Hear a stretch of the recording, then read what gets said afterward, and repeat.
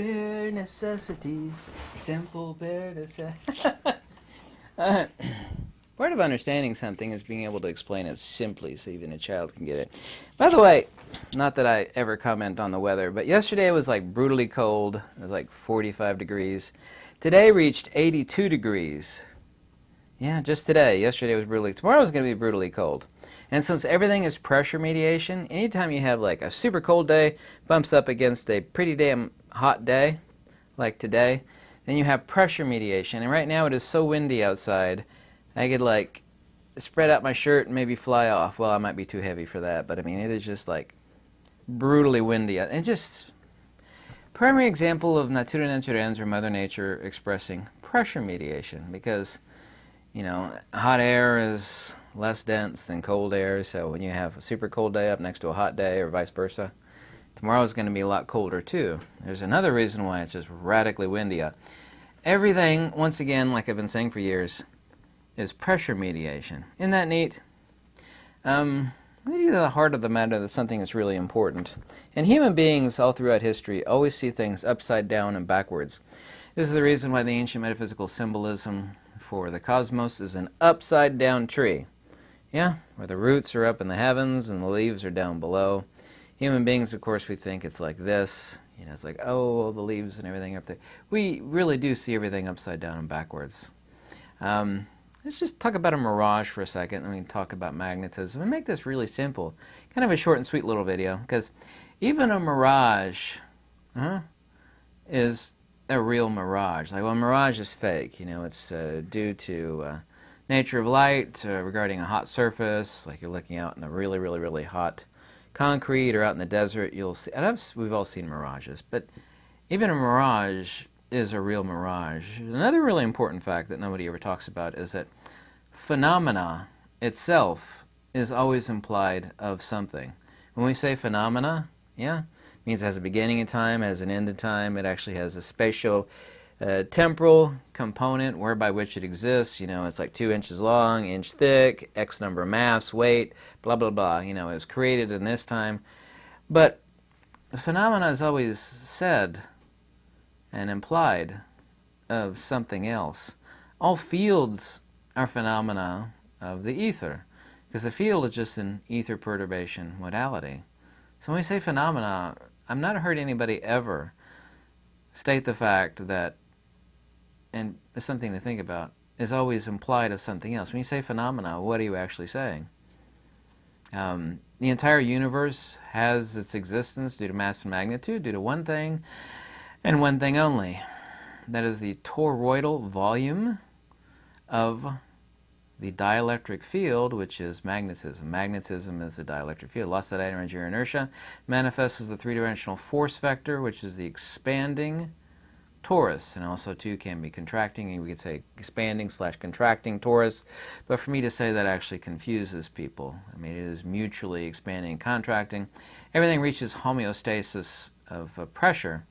And of course, that which fascinates people about magnets is the fact that the field is ab extra to the magnet itself, but this is not yet another video really about magnetism. But everything follows a Poincare disk model of projective geometry. And there are many books, and I have every one of them, and articles too, that are written about the holographic universe. Most people don't know how a hologram is created, but the magnetic field is a hologram, and we actually have a perfect field symmetry because a magnet is a qualitative object. Magnet is a point source, yes?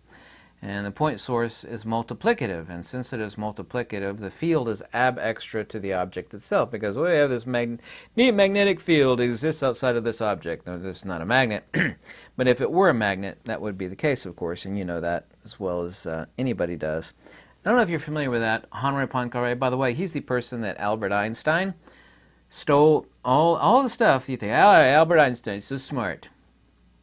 All that stuff that you think Albert Einstein is smart for, not my opinion, fact, was stolen from a neat person called Henri Poincare. You could find most of his works available for free download on archive.org. That's Henri Poincare, Poincare,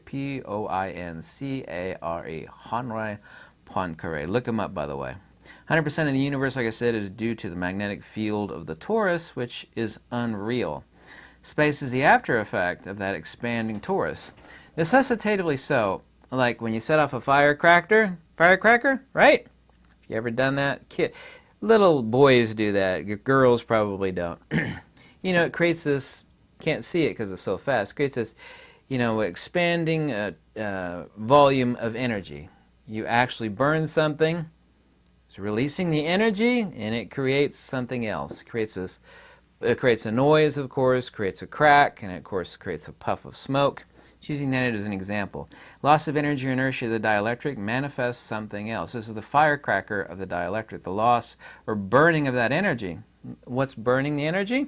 It's actually inherent to the system, and I actually have the reason for that tattooed right here on the inside of my right wrist, the extrinsic attribute of the dielectric, such that it necessitatively must lose energy at a certain scale, depending on what it is, you know, and how stable it is. There's neodymium, iron borates, samarium cobalt.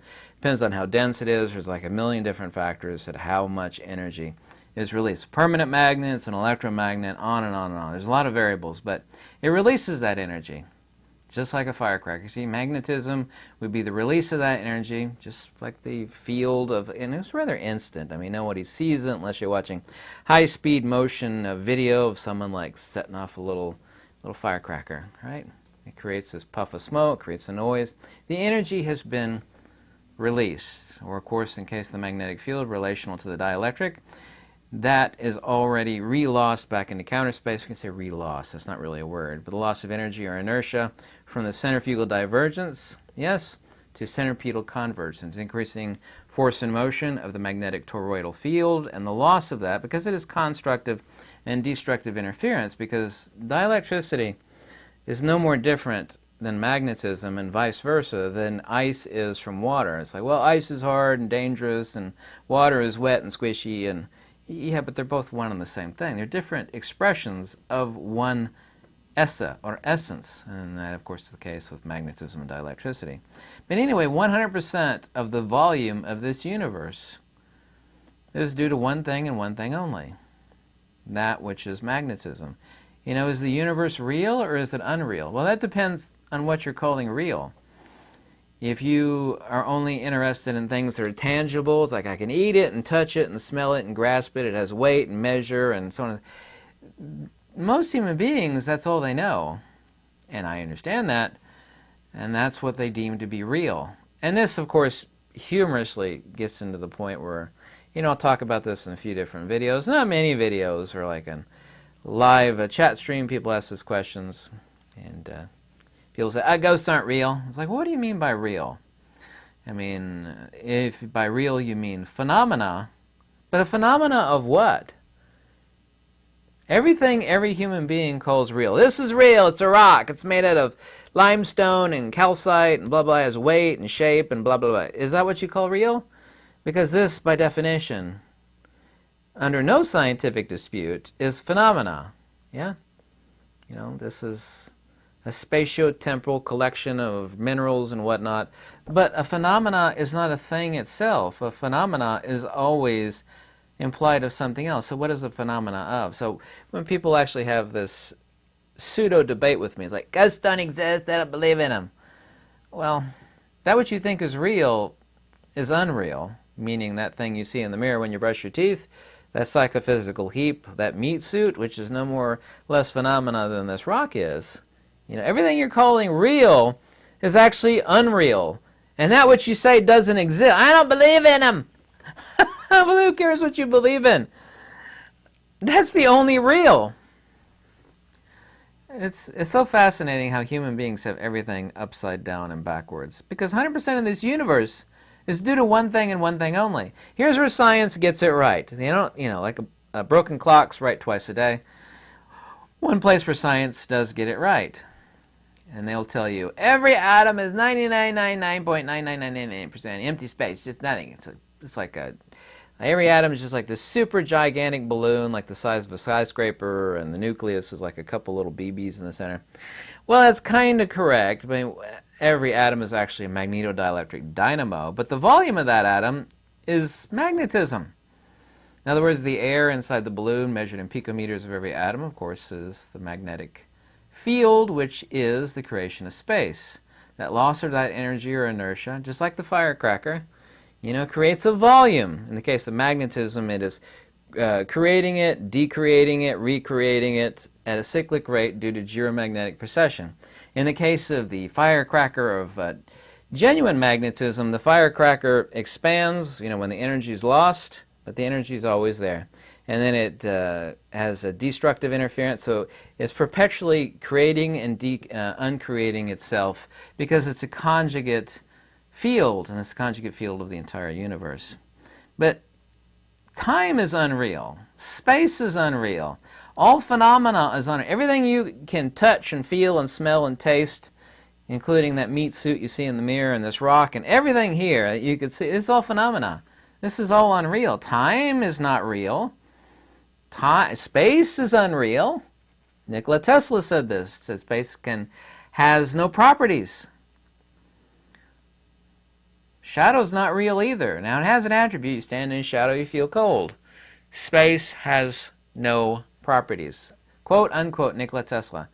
Accurate, because space is not a thing. Space is the absence of something. Space is the after effect of a divergent magnetic field. Time is only a measure of masses and magnitudes. Magnetism's volume, the toroidal volume of magnetism, is a mirage. But say even a mirage is still a real mirage. But real in what sense? It has a beginning in time and therefore an end in time. It is wholly unreal relational to noumena, the substrate that is underneath it. We could say that's in counter space. We could say that's the ether. We'd be right on all points to actually make that declaration. There's a movie that I kind of like watching because it's a kind of a quasi-metaphysical movie. I like it anyway. It's called Lucy. Stars a unremarkable actress. She's not very remarkable or a very good actress, but anyway, she takes this stuff and she becomes super elevated in her understanding of the cosmos. And towards the end, before she vanishes into counter space, she becomes just energy only.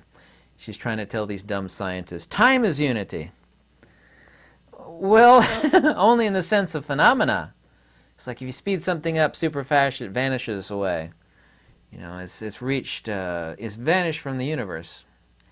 Well, time is unity if we're talking about phenomena, but time itself doesn't exist any more than the volume of the torus of the divergent magnetic field exists. Exists in what sense? And that's why I love it when people say, ghosts don't exist. I was like, really? Yeah, that's right. That's what do you mean by exist? If by exist you means phenomena, because exist means existence, which means to be outside of itself. Existence, i.e. existence, literally means to be outside of itself. In other words, to exist as a mirage of that which it inherently is. In other words, existence itself means mirage. Isn't it neat how that works? There's one great example of English being metaphysically hyper accurate. Holography underneath the supercell. I probably got like 600 or 700 videos of the supercell. Anyway, it's a dielectric reference and the magnetic reflectance. True laser holography or diode holography, we actually have a reference beam and a reflectance beam. We see the same constructive and destructive interference, but it's only a couple microns thin of oil between the optically flat glass that's out of reach. It's right over there. You see this incredible holography, like 1,000 times better than any holography you've ever had your hands on. And yet, it's only a couple microns thin. And the reason for that is a real-time hologram. Specifically, it's Magneto holography in its truest sense. That device will actually shape future imaging in ways that we don't even know possible yet. It will. I love it when people say, ghosts aren't real. It's like, let me get this straight. As you say, disembodied being is a more accurate word, yeah? Disembodied being, right? Yeah, we can say ghost, which is a loaded word. Disembodied being. So, is a ghost, so disembodied beings don't exist. Right! They've said nothing any different than saying if I smash the radio, the signal doesn't exist. And anybody with 5 brain cells, including a child, knows that smashing the radio does nothing to the signal. Now this Wi-Fi signal of this digital burning fireplace here, do you think that and I'm receiving the signal via Wi-Fi. Yeah? Trust me. If I were to smash this iMac on my desk here, do you think anything has happened to the Wi-Fi signal of this burning fire here? Well, no, of course not. Why would you think that a disembodied being doesn't exist when the meat suit, falls away? Hyper illogical. People don't think clearly at all because they weren't taught how to think clearly, because high school and college and elementary school didn't teach you how to think. What they taught you is to go home and memorize chapters. Mrs. Crabtree said, go home and memorize chapters 2 through 4. We're going to have a multiple guess test tomorrow.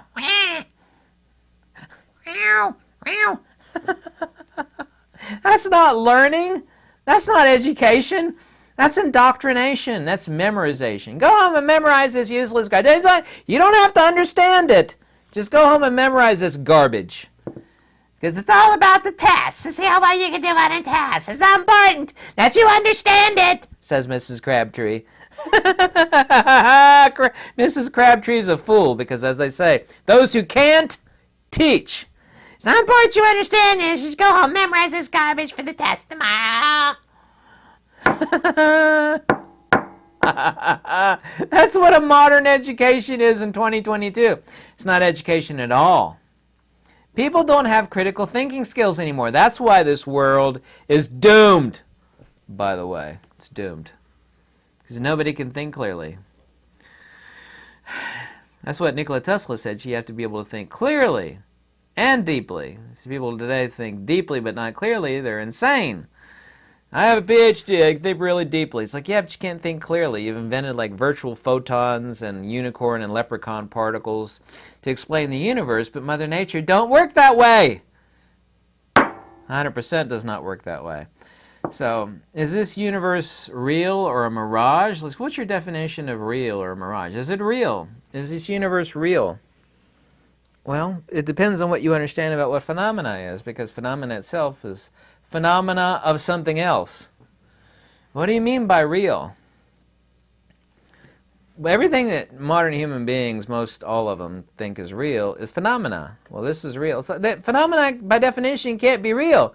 It has a beginning in time, and in time it has spatial-temporal properties. This is like 60 grams. It's 2 inches long. All these empirical measurements. Now, that's what they think is real, but this cannot be real.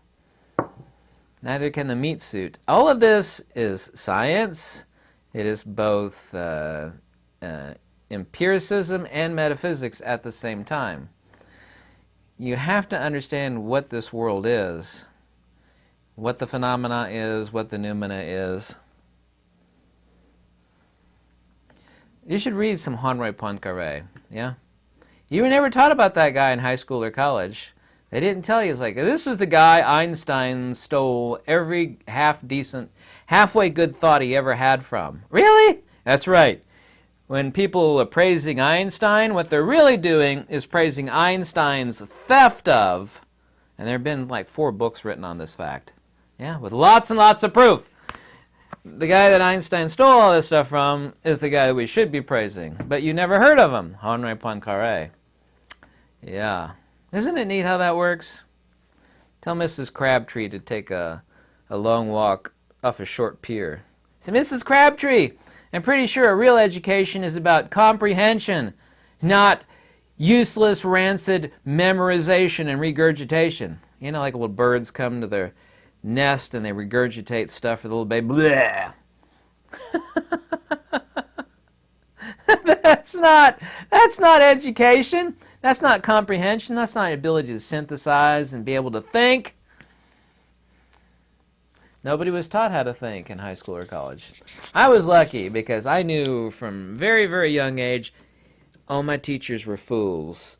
And for me to get to the source of the truth of things, I'm going to go to the library and look up the wisest people existing, because I'm going to learn from them, because these people are not teaching me anything. I'm going to teach myself from the masters who've been dead for thousands of years, who actually did know something. Not Mrs. Crabtree, who's paid like $32,000 a year and doesn't know. She has like 13 cats and never been married. Mrs. Crabtree. You know the one I'm talking about? Miss Crabtree got 13 cats and never been married. She drives a used Ford Pinto, and she hates children, even though she got a job teaching children. Mrs. Crabtree. I'm going to edit that out of this video. Don't worry. If you like these videos, any donations always warmly welcome in the description below. You can also, too, email me. Tell me how much you didn't like it. Either way is good. Oh, my God. I cracked myself up.